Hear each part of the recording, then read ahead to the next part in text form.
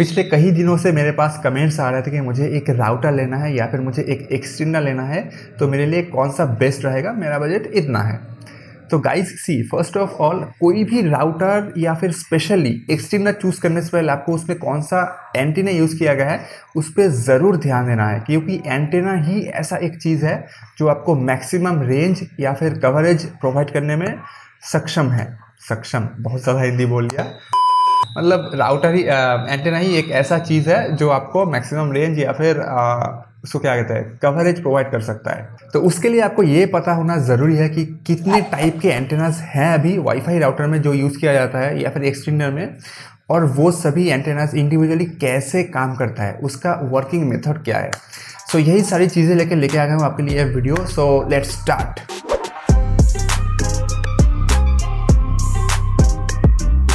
Hi guys, what's up, my name is Shubhajit. स्वागत करता हूँ सभी को टेक डियर्स यूट्यूब चैनल पे। सो सी गाइस, राउटर में स्पेशली एक तरीके के सबसे ज़्यादा एंटीना यूज़ किया जाता है और एक्सटेंडर में तीन तरीके के। राउटर में सबसे ज़्यादा जो एंटीना टाइप यूज़ किया जाता है उसका नाम है ओमनी डायरेक्शनल, और एक्सटेंडर में तीन तरीके के। Omni directional is the common, और एक्स्ट्रा दो जो एंटीना टाइप आपको मिल जाएगा that is semi directional and highly directional.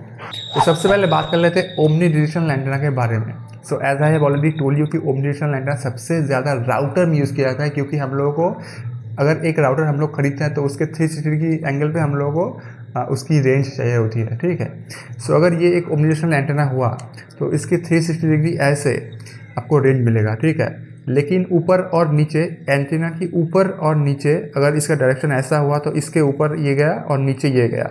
लेकिन मैंने अगर इसको ऐसे घुमा दिया फिर इसका मतलब अपर पॉइंट ये हो गया और लोअर पॉइंट ये हो गया। सो ये आपको स्पेशली ध्यान देना है कि अगर एंटीना का डायरेक्शन जैसे जाएगा, एंटीना का रेंज भी वैसे ही बढ़ता जाएगा आगे की पीछे की तरफ, ठीक है।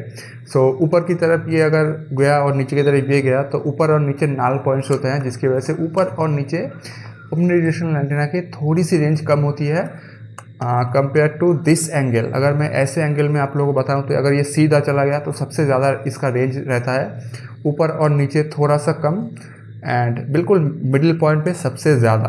तो इस इमेज में आप लोग देख सकते हैं कि ओमनी डायरेक्शनल एंटीना का जो रेंज होता है वो कैसे काम करता है। और जितने टाइप के भी एंटीनास का आज मैं आप लोगों को नाम लेने वाला हूँ उसमें से ओमनी डायरेक्शनल एंटीना का सबसे रेंज कम होता है, क्योंकि ये 360 डिग्री एंगल पे आप लोगों को रेंज प्रोवाइड करता है, जबकि बाकी के जितने भी एंटीनास है वो आपको वन साइडेड एंगल प्रोवाइड करेंगे।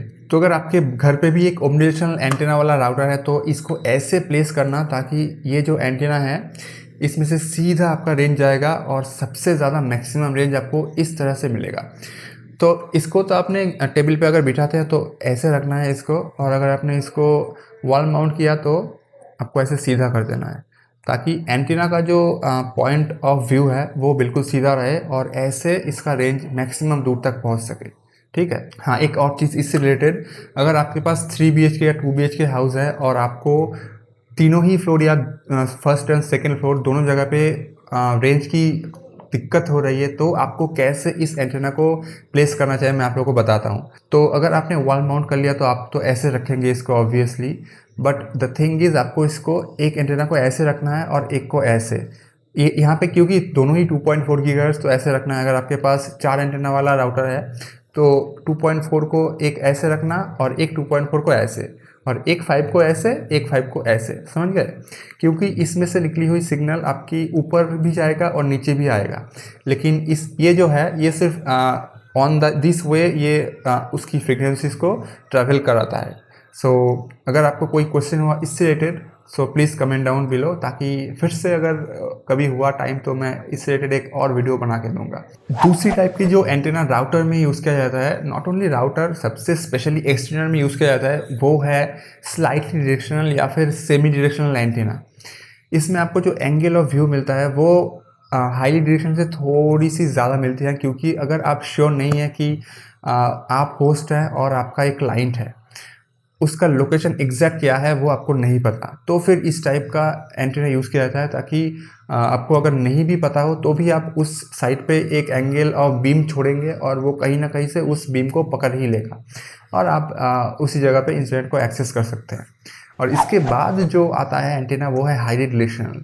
इस टाइप के एंटेना स्पेशली वहाँ पे यूज़ किया जाता है ताकि अगर आपको एग्जैक्ट लोकेशन पता हो, सेमी डायरेक्शनल या फिर हाईली डायरेक्शनल, ये दोनों ही टाइप के antennas P2P point two point connection में यूज़ किया जाता है। और पॉइंट टू पॉइंट कनेक्शन अगर आपको नहीं पता तो आपको बता दूँ, जो आउटडोर CPE होते हैं उनमें ये point two point connection use किया जाता है ताकि, और हाँ, ये जो हाईली डायरेक्शनल एंटेना है वो सबसे ज़्यादा दूर तक ऑलमोस्ट 15 to 20 किलोमीटर तक बीम छोड़ सकता है, मतलब आपको फ्रीक्वेंसी इतनी दूर तक ट्रैवल करता है इस टाइप के एंटेनाज में, ठीक है। लेकिन इसके लिए आपको दो एंटेना यूज़ करना पड़ेगा, एक है सेंडर और दूसरा है रिसीवर।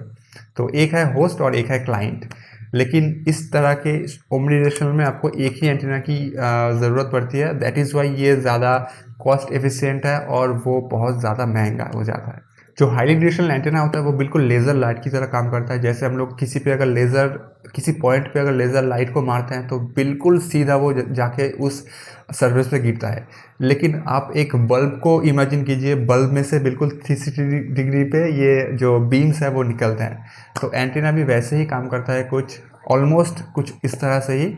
सो गाइस, यही कुछ था एंटीना में। तो कुछ लोगों ने इस एंटीना से रिलेटेड कमेंट्स किए थे, तो आप लोगों को मैं उन कमेंट्स की रिप्लाई देता हूँ।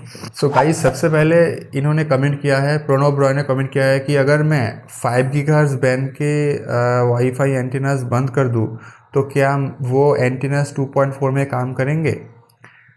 सो गाइस सी, अगर आपने मेरे कल का वीडियो देखा था तो मैंने आप लोगों को दिखा दिया था कि 5 गीगाहर्ट्ज़ बैंड के जो प्रोसेसर है, नॉट प्रोसेसर, जो चिप है वो, और 2.4 गीगाहर्ट्ज़ का जो चिप, वो दोनों अलग अलग है और दोनों ही चिप से अलग अलग टाइप के बैंड के एंटेनास निकल गए थे। सो 5 गीगाहर्ट्ज़ के लिए अलग एंटीना और 2.4 गीगाहर्ट्ज़ के लिए बिल्कुल अलग antenna. So the answer is no. अगर आप 5 गीगाहर्ट्ज़ एंटीना ऑफ भी कर दे अपने फार्मर से तो भी वो 2.4 गीगाहर्ट्ज़ पे काम नहीं करेंगे। और आई एम नॉट श्योर कि अभी ऐसा कोई राउटर मार्केट में निकला है कि नहीं जो 2.4 एंड 5 दोनों में ही एक साथ काम कर सके। मैंने अभी तक कोई भी राउटर ऐसा नहीं देखा जो ऐसे डुअल चैनल पे काम करता हो। तो यहाँ पे सिद्धांत कुमार कमेंट कर रहे हैं कि मुझे एक राउटर लेना है, मेरा बजट है 3000 रुपीज़, तो मुझे कौन सा राउटर लेना चाहिए जिसमें मुझे सबसे मैक्सिमम रेंज मिल सके। तो सी सिद्धांत, यहाँ पे मैं आपको बोलना चाहूँ कि अगर आप AC10 यूज़ करें तो सबसे 10 AC10 यूज़ करें तो सबसे ज़्यादा आपको उसमें रेंज मिलेगा, क्योंकि उसमें एक हाई DPI एंटीना यूज़ किया गया था। तो गाइस सी, अगर आपको ज़्यादा मैक्सिमम रेंज चाहिए किसी राउटर में तो देख लेना कि उस एंटीना का DPI कितना है, क्योंकि DPI से ये पता चलता है कि सबसे मैक्सिमम रेंज आपको उस राउटर में से कितना मिल सकता है। एक 5 DPI या 6 DPI जो जितना प्रोवाइड कर पाएगा आप लोगों को, अगर आप वहीं पे एक 8 to 9 DPI यूज़ करते हैं तो उससे कई गुना ज़्यादा आपको रेंज मिल जाएगा।